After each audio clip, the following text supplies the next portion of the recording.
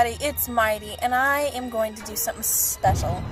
I am going to tell you some true stories about things that have actually happened to me in the spirit of Halloween, which is my favorite freaking holiday. I love Halloween, which I'll probably post some makeup things and bloody handprints and a few things that I always do for Halloween.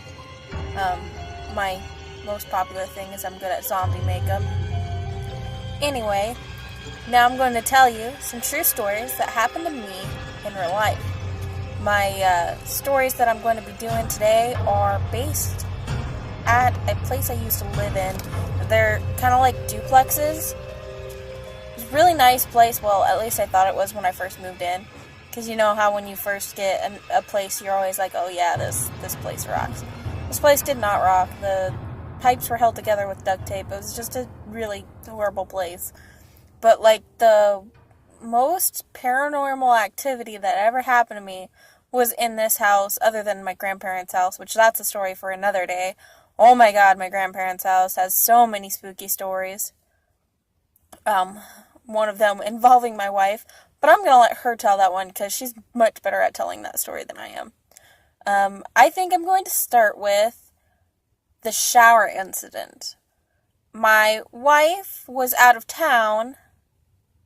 Wait, no, she wasn't out of town this time. She was out of town for the other incident. My wife was at work, not out of town.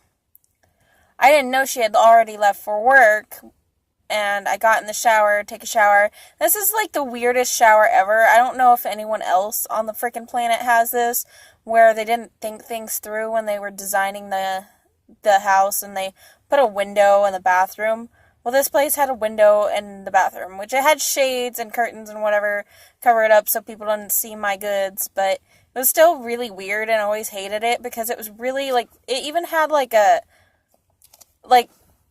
window seal. It was sticking out, so I always rammed my arm into it and bruised my arm because I wouldn't remember it was there and I'd hurt myself.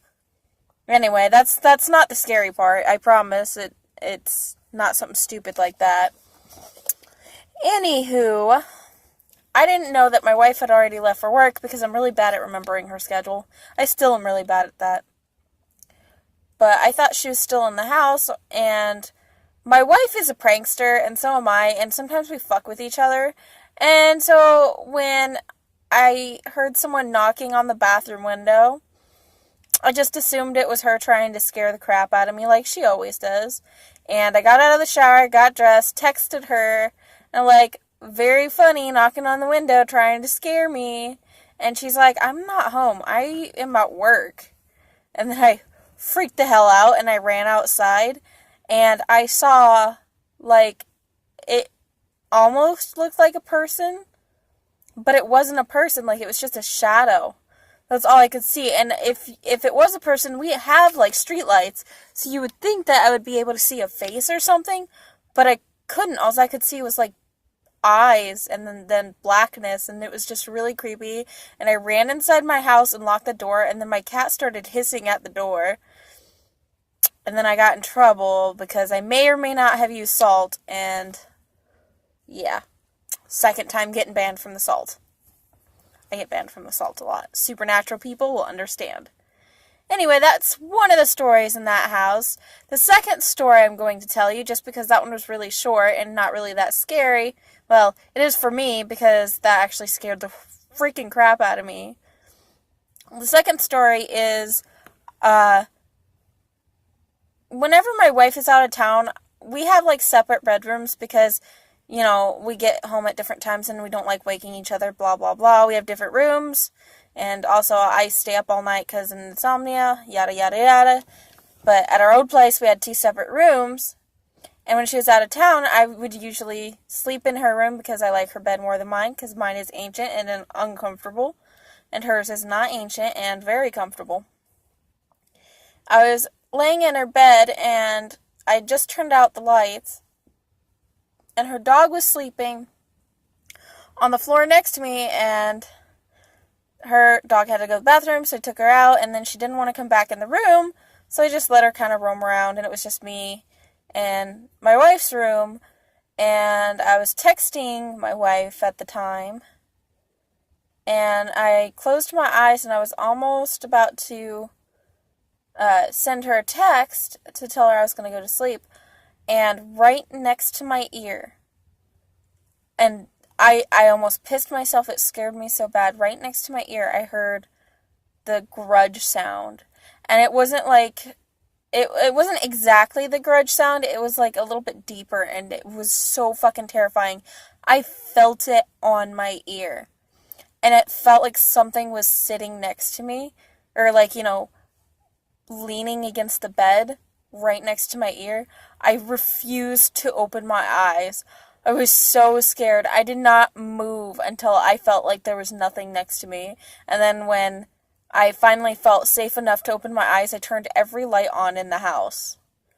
I freaked out. I didn't go to sleep that night. After that, I just went and sat in the living room and watched TV all night. I was so done. It scared me so much because I could feel it on my ear. It was terrifying. I was just, oh my God. Just thinking about it gives me a shiver up my spine. A lot of things happened in that duplex, and you wouldn't think that, that particular place would be haunted because it doesn't seem like it's an old place, but in reality, those places are really old, and I don't know, a lot of people know what the Delano district is in Wichita, Kansas, but that's generally where we were. And the Delano district is known for its spooks, and it's known for its history. The Delano district actually used to be where all the brothels and stuff were. It also used to be where all of the murders would happen. So there's a lot of history over in Delano district in Wichita, Kansas. So like where we lived was right next to Delano. And the duplexes we lived in were fairly old. They'd been remodeled, so they looked nice, but you could tell that they were old as hell because, like, the foundation and stuff was cracking, and the basement was just kind of, like, crooked, and anyway, that was 2 stories where my wife wasn't home and something happened. And then one more story, this is my last story for this video, is actually I have a witness. My wife and I were sleeping in her room, and we were talking, and sometimes we'll just stay up all night just sitting there and talking for no reason. But we were just sitting there and talking, and we thought we heard something in the hallway, and we were just kind of ignoring it because we have cats and a dog. So we're used to the animals making a lot of sounds. We had my old lady cat Calypso, my little boy cat Bruce, and then at the time we had a kitten we had just rescued named Draven. He was on the side of the road and walked right up to my dog, no fear at all, and that's how we ended up with Draven. I miss that poor kitty. We ended up having to give him away because he kept peeing on stuff, because 2 boy kitties is a bad combo. But we gave him to someone who lives down the street from us so we could go see them, because he's our baby and we missed him. But anyway, I got off topic again, I apologize. Anyway, so we're used to hearing sounds at night because we have 3 cats and a dog. And so we're used to them making way too much damn noise, It's a normal occurrence. I'm sorry, I had to take a drink. And so we ignored it completely. Well, then we heard something in our closet. Well, we just kind of ignored that too because it's Kansas and it's windy sometimes and there's nothing blocking the wind, so our house makes noises sometimes, so we ignored that. And then we started hearing scratching underneath our bed, and we just kind of stopped talking and listened, and then something knocked on the bottom of our bed. We were up and out of that bed so damn fast you would not believe. And me and my wife seem to always attract paranormal stuff, and we actually had, for a very short time, we had a paranormal investigation group, which we disbanded because one of the girls that was in the group stole $300 from me, and so we kind of didn't go anywhere with it after that. But we plan on doing it eventually, starting a different group. My son, my wife, and me, at least. People that I know I can trust with it.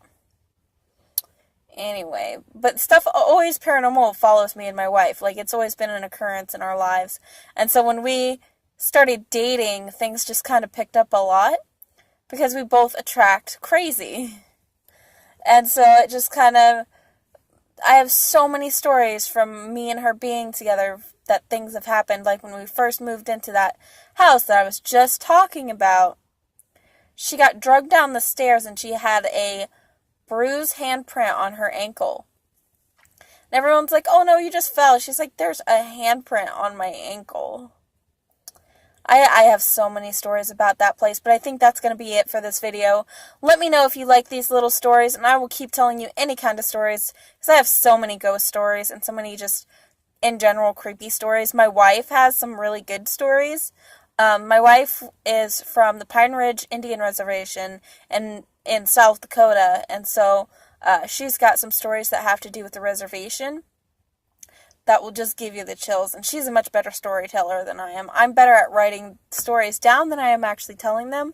I stutter a lot, and then I get sidetracked a lot. Anyway, that is all for this video, and let me know if you liked this video. If you did, please comment and subscribe.